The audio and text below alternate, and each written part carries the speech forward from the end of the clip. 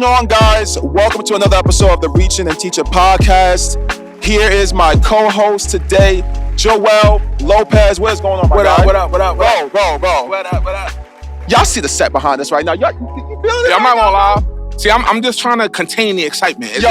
I never felt anything like this. Nah, man. Listen, we are back and better than ever. Obviously, a lot of you guys rock with our previous episodes of this new rebrand, and now we upgraded to a whole rooftop, baby. Rooftop, man. Yo, when you see us on the rooftop, know that we mean business. This is growth and evolution for you right here, live and direct. You see it through us. Oh man, Live through us. It is a beautiful day here in New York City, and it is a beautiful day to talk about some esports, man. And talk about just a couple of things that's been on my mind lately, and one of them is the drop of the new Super Mario Bros. Movie, man. Super Mario. Let's get it. As of this recording, it just recently dropped. Mm-hmm. And it's been highly anticipated, and one of those games turned into movies that a lot of fans of this series wanted to see and see if it's done right. Yeah. And so far, from critics, not from critics per se, but from the fans. Of the actual series, It's hitting. is they liking it. It's they hitting. really They rocking feeling with it, and I think that's a feeling beautiful thing. So it got me thinking, right, about what other games have been turned into movies, and then and honestly, if it's been good or not. You know what I'm saying? And I think we talked a little bit off camera. It's been some stinkers. Yeah, I'm not gonna lie. See, this is a weird kind of conversation too. I mean, especially like, first of all, it's two different spectrums, right? Yeah. So like when you're getting our opinion and we're talking about this, it's really from it could be from the perspective of people who love movies, right? Yep, So like you like movies, so you have an opinion on a movie because a movie is good. But you going into another lane when you're looking at it from a lens of a gamer. Because gamers are gonna fact check everything that this movie is talking about, and it better be accurate. Better be accurate. So, in honor of Super Mario Bros. Movie and things, I think we should start this off by saying, bro, like, I'm just gonna drop, a couple games. We can go back and forth with it. Couple things that we understand and kind of talk about a little bit. Kind of briefly touch on it and see if it's worthy of being a game turned into a movie. An adaptation. So I'm gonna throw one out here that kind of sort of recently came out. Uncharted, bro.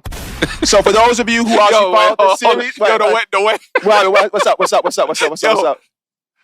The pain I felt like.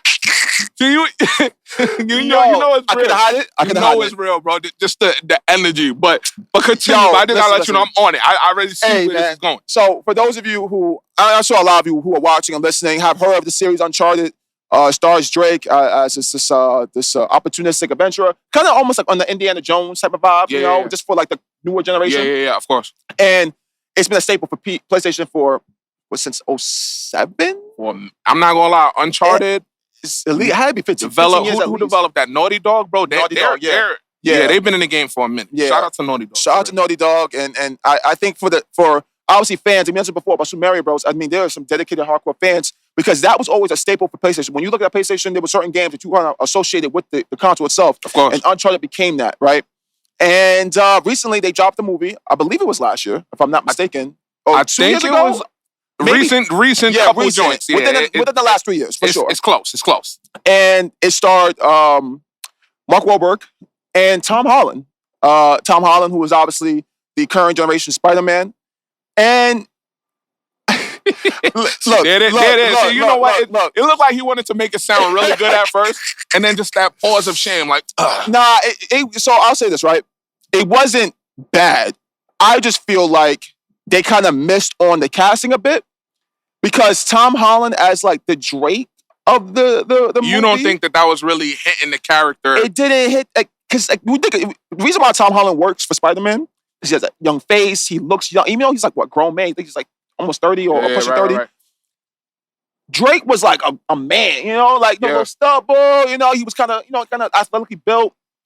Tom ain't that, bro. Like he was a baby face. And I know it's a movie supposed to suspend your belief a little bit, but it was just like, something's missing here. And I felt like, in this day and age with that type of movie and that type of CGI in it, it just kind of threw me off for a little bit. And it's a little off-putting. I guess that's the best way to put it. So I think it was a decent attempt, but they kind of missed the ball on that one a little bit for me. And it seems like things like that happen. So just on the topic itself, right? Like when we're thinking about these movies, we brought up Mark Wahlberg, who Joel, our producer, he actually brought up Max Payne, right? So we Yes, talking about sir. Max Payne. That was another movie adaptation that came from the video game that Mark Wahlberg played in. Mm-hmm. So the point here that I'm kind of making, or the connection between actors, so like, you ever get that feeling when you watch a movie or play a game and like you see this actor that you know him from somewhere else? Yeah. And it's hard to really buy into that character because all you see is that other role that they played. Yep.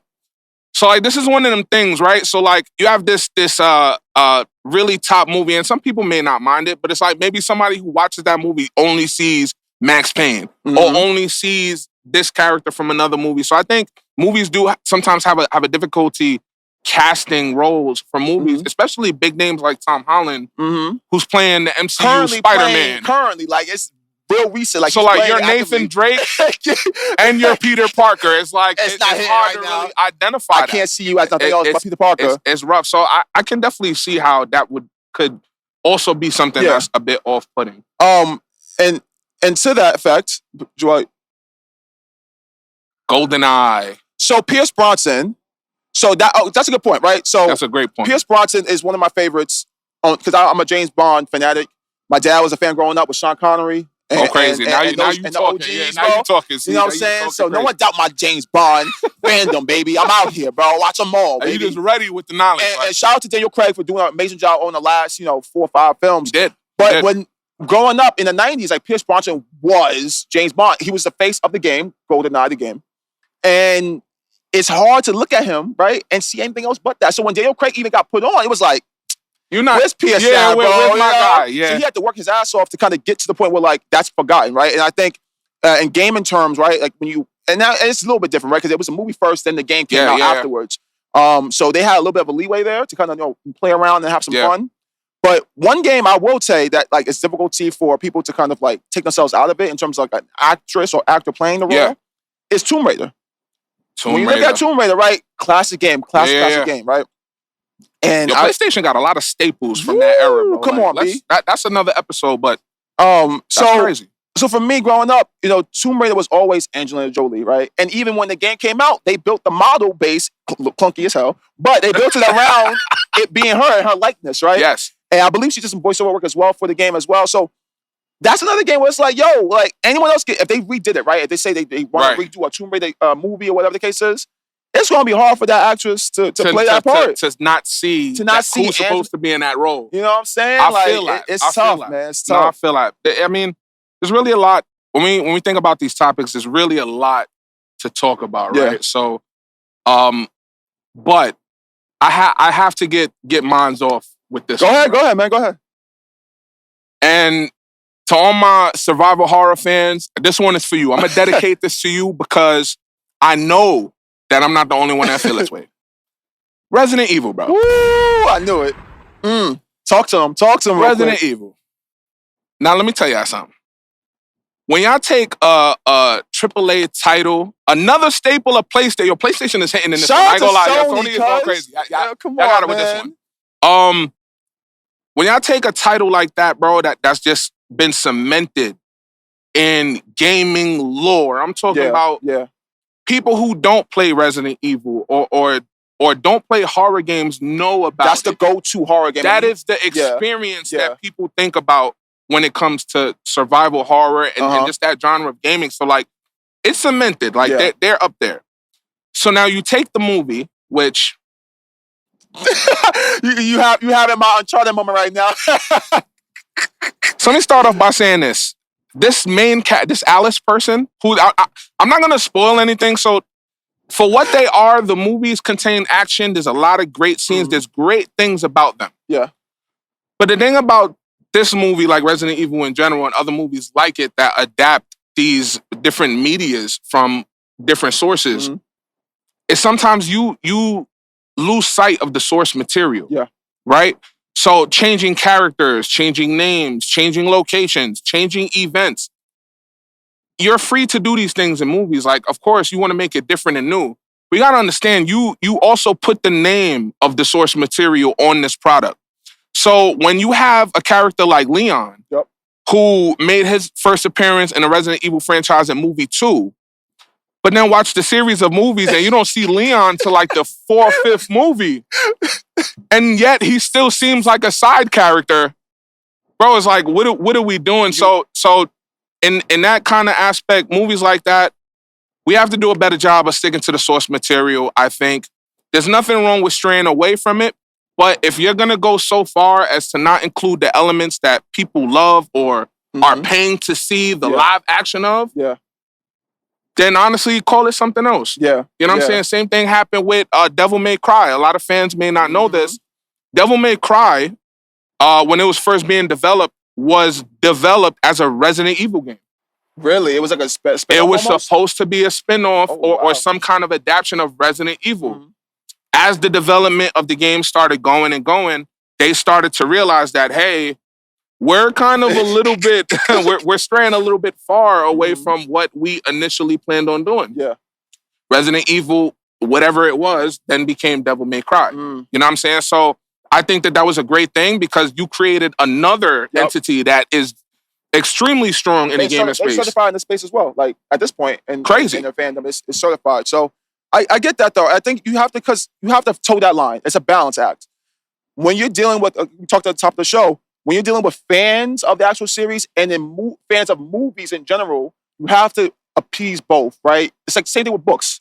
Harry Potter, right? If you Harry Potter, Hunger Games, whatever, right? If you're reading those books and the movie adaptation is so far away from the original script, it's like, come on. What are we doing? Why you taking the name and running with it for the money? What are we doing? And that's where it hurts true fans of the show or the series, because it's like, bro, like, treat it with care if you're going to take the name, right? That's all we ask.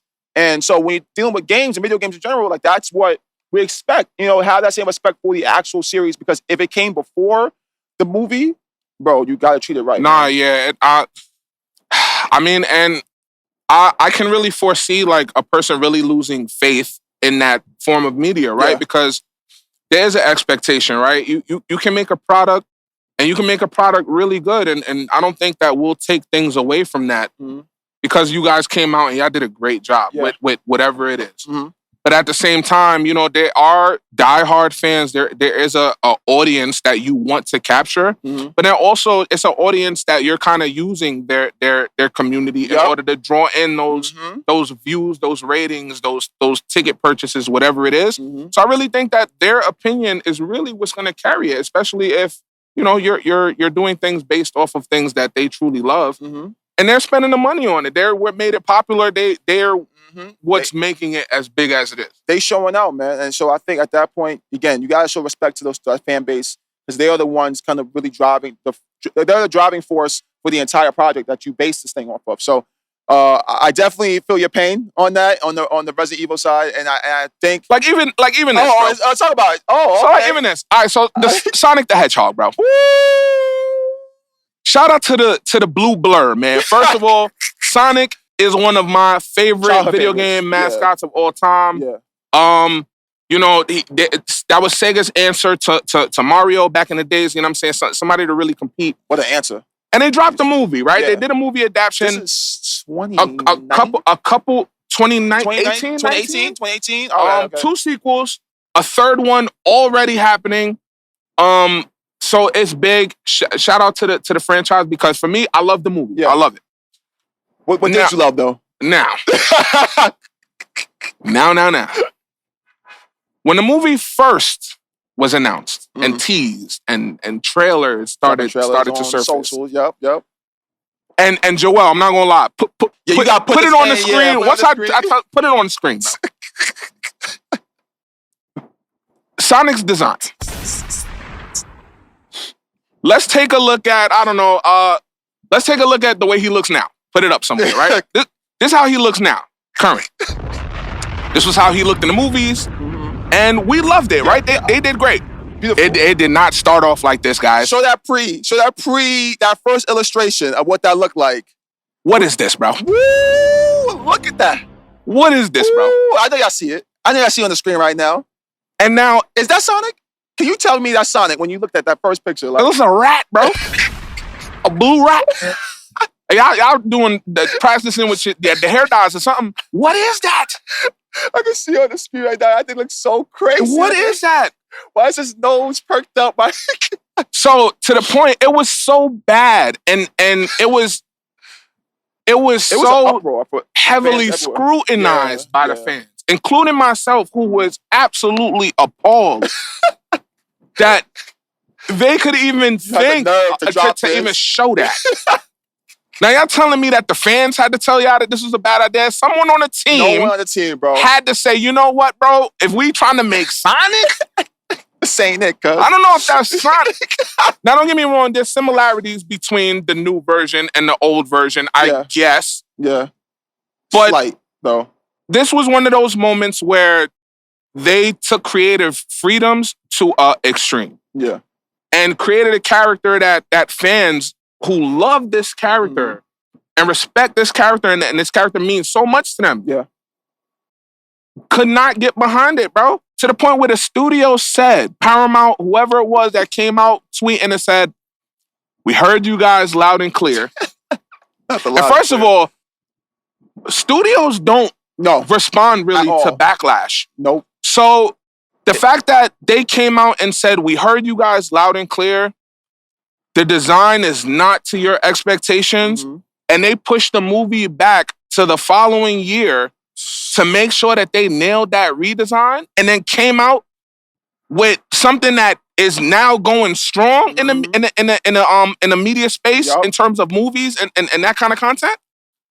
Shout out to them for actually listening. That's a prime example of what it looks like and sounds like to hear the cries of the community and the fans who you're supposed to be doing this for. 100%. You know what I'm saying? Yeah. So terrible job with the first one. I don't know what the creative designer on that was thinking, but I'm glad that they went back to the drawing board and gave us something that we could be proud of. Yeah, man. For something that we love. Because at the end of the day, man, these studios make too much money for you not to do it right. Right? If you're gonna do it right. And that's all we ask as fans, man. Like, and again, with Sonic, it's such an iconic character. Like, bro, you don't have to reinvent the wheel on this. Just simply look at what they was drawing for the animation and just mimic that. That's a fact. Like, it didn't take much. That is I don't a fact. know what y'all were on that night. That day, that week. Who was drawing that and was like, yo, this is it, bro.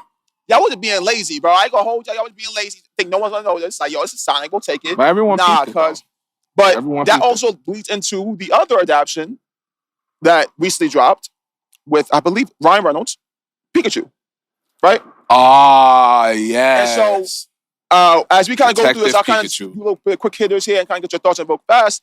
But Pikachu, how did you like it? Did you think that it was a good job, the live action version of it, based off obviously what the anime was? Yeah. And yeah.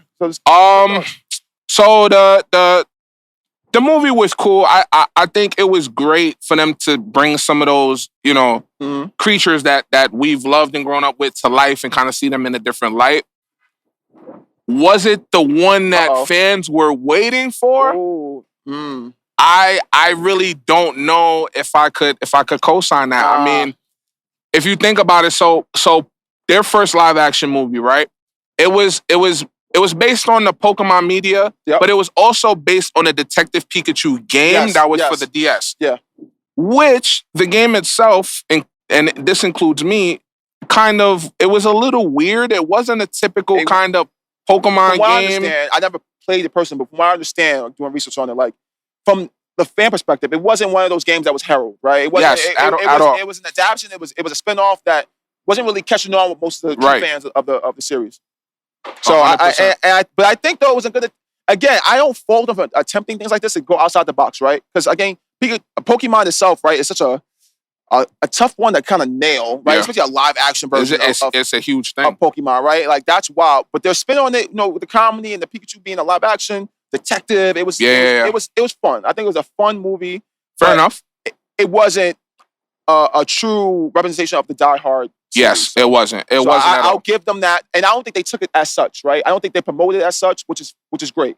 If they came out and was like, yo, this is the Pokemon movie I've been waiting for, live action, and then dropped that, yeah, you lost me. Yeah, because this ain't the one I was waiting for. But I mean, at least we got a glimpse into what could be, what could come later on down the line, which I think is great. Yep. So yeah, keep it up. In terms of the games, I'll say it to everybody. I'm a big Pokemon fan of the games. Mhm. Love them. Will buy every single one. What's your favorite one? You gonna do that On to the me spot, right on the spot. now? Man, oh man, oh man, oh man. So I'll say two. For one is for more nostalgic Okay. reasons, which I'll respect, and one based on the current Playability? climate Yeah, and okay. playability of the game. So I would say Pokemon Stadium as a bundle, 1 and 2 for Mhm. the Nintendo 64. Yep. Near and dear to my heart. I have very fond memories of when I was young and my mom's had got me that game and I still have the actual cartridge. I still play it. Ooh. So anything I still have from back then, I'm always keep a special Mhm. place for it. But recently, Pokemon Legends Arceus, Mm. not the last game to drop, but it made so many changes to the series in terms of open world ideas and the way you interact with the Pokemon in the game. You felt like it had like a Zelda feel to it, though, a little bit? I felt like they drew a lot of inspiration from them. it. In terms of like open world and linearity and all of that stuff, I still think that Zelda is like at peak of that kind of a game. It can't really be replaced. But they did a great job trying to come close to it within that universe. Their sequel, Pokemon Scarlet, just came out, kind of dropped a lot of great ideas from that game. So, Game Freak, I'm a little sad to see that you guys kind of dumped some of the great things that y'all had. Still a great game. But because of those innovations and ideas, I would say more recently, that's my favorite. Okay. And old school, the Pokemon Stadium, you know what I'm saying? Pick up the sticks, man, and kind of see where it's at. You know what I mean? All right, Lopez. So we kind of crunching on a little bit of time here. So I'm gonna throw some quick hitters at you. And we're gonna just the yay nay. Yay nays. Yay nays on kind of your thoughts on just like if the movie or the game adaptation held up. Okay. And then we'll kind of go on and bleed into kind of some other crossover games as well. So it won't simply be always games and movies. It might be, just crossover, right? It could be, let's say, for instance, 50 Cent's Blood and Sand. Obviously, that's not music crossover or celebrity. Cool. Fair enough. So, let's see. I start off with this one. Bad Boys. Movie is 100% the yayest of the yay. That game that I can't even bring back into my memory right now, we can get rid of that. That's a hard no. That's a hard no. Hitman kind of tough. I'm not gonna lie, the games are tough. Not everyone is a hitter. But the movie itself, it had some moments. I think it's a low-key gem. It's pretty tough. So if you guys, I would say it's definitely worth a watch on that. Okay. Scarface.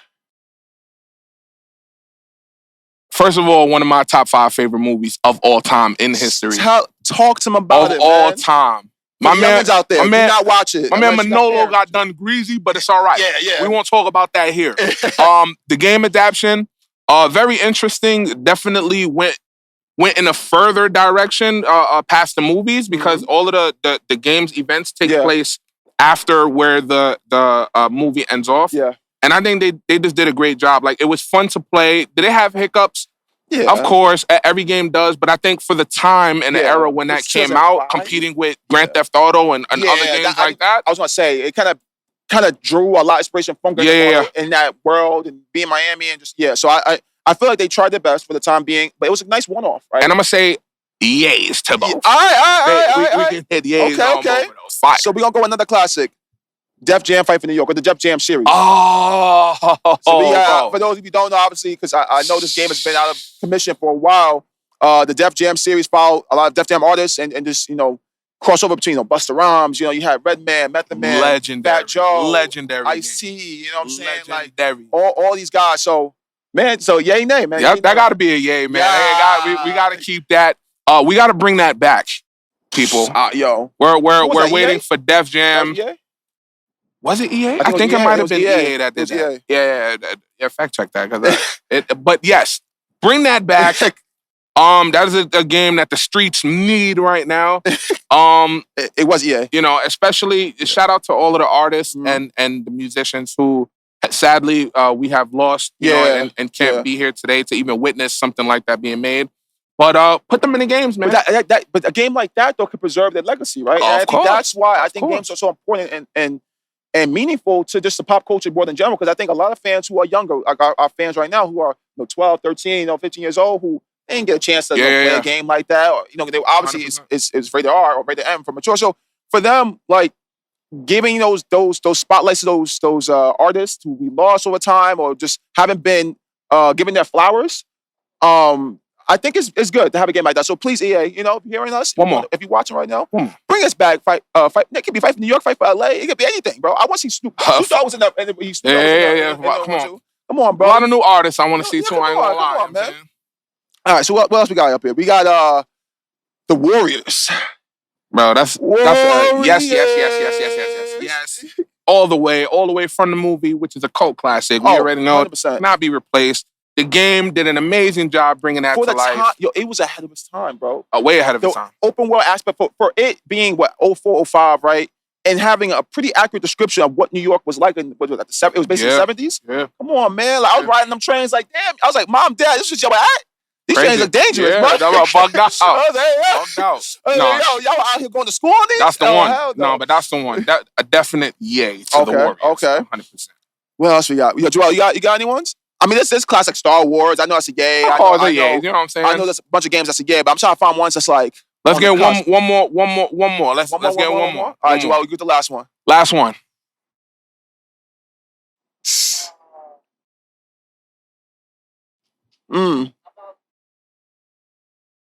Oh, Mike Tyson's Punch Out. So, is this the original sports final boss? I think so. Because that game was just like the original. All right, so Mike Tyson's Punch Out, classic game for the NES, came out for the Super Nintendo. Later came out for the Wii, different consoles. Legendary title. Mike Tyson basically came out with the first one, and then everyone else, they kind of did away with the Mike Tyson name. Mike Tyson was virtually impossible to beat in this game. Wait, have you beaten it? Bro, let me tell you something. So just recently, I was actually playing with either the regular Punch Out or Super Punch Out on Nintendo Switch's online service, which they have the games there. Mm-hmm. I got to a point where I was playing the game and I got to the boss, and you have to like input so many specific buttons and movements and maneuvers that it just it was very difficult. I'm gonna say yes to the fun and nostalgia of it, but I'm gonna say no to the difficulty. Let's make another one. But so for next gen, you think in the next gen world, and I'll be our last one, could a game like that survive in today's world? A final boss, sports game like that, could it work in 2023? In this genre, it's hard, but if you throw an Elden Ring player on the sticks and give someone who knows a real challenge, they'll be able to do it. Okay. Yo, shout out to Elden Ring, big game of the year, bro. Of course. Called out in OCO magazine. I called it. What happened? We called it. We called that CI Esports. Shout out to OCO magazine. We called that. We called that. Go check it out. Check it out, man. CIEsports.com /magazine. The links is all there. Go download it. It's free for everybody. Hidden gems in there. Another issue will be coming, so keep your eyes locked on that. Real soon, man. Keep it locked. Keep it locked. Man. It's about that time of the year, baby. Keep it locked. But that is it for us today, man, on the episode of Reachin Teachin Podcast. Man, Lopez, man, thank you so much, my guy. You know what I'm saying? But come on the show Fun as always. A lovely episode. You know what I'm saying? Shout out to Joel for producing it, as always. Of course. That's the man himself. And we are going to enjoy this beautiful day. Of course, man. we have to. Look at this, man. We're just going to chill out. I got people to see and places to be, baby. Come on, man. We outside, man. Places to be. I got to be right here. I'll sit here for a baby. little while longer and just enjoy this nice weather. But thank you guys so much. We really appreciate it. Take it easy, guys, and we'll catch you guys later, man.